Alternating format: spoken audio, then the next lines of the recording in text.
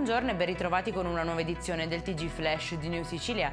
In apertura il prefetto di Catania, come richiesto da Confagricoltura, ha convocato per domani un tavolo urgente per discutere sulla crisi agricola e sulla siccità dell'area metropolitana di Catania.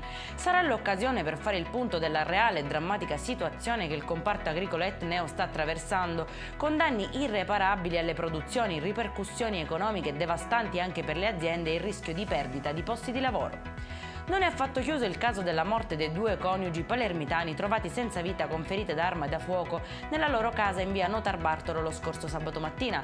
La prima ipotesi dell'omicidio-suicidio, con la ricostruzione iniziale che la donna, trovata con la pistola in mano, avesse ucciso il marito e poi si fosse tolta la vita, lascia dei dubbi soprattutto alla luce dell'esito delle autopsie. Furiosa lite in abitazione a Santa Teresa di Riva nel Messinese, 3 giovani coinvolti, uno fugge sanguinante in strada fino all'arrivo dei soccorsi, mentre gli altri 2 sono stati rintracciati e identificati dai carabinieri.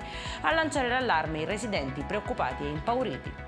Il presidente della FIGC, Gabriele Gravina, ha disposto in memoria delle vittime del tragico incidente sul lavoro avvenuto a Casteldacce nel Palermitano un minuto di silenzio da osservare prima del fischio di inizio di tutte le partite in programma per l'intero fine settimana, inclusi anticipi e posticipi.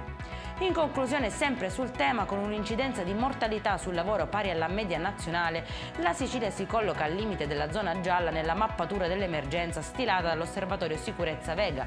Maglia nera per Agrigento, Palermo e Trapani, sono queste le province più pericolose per i lavoratori.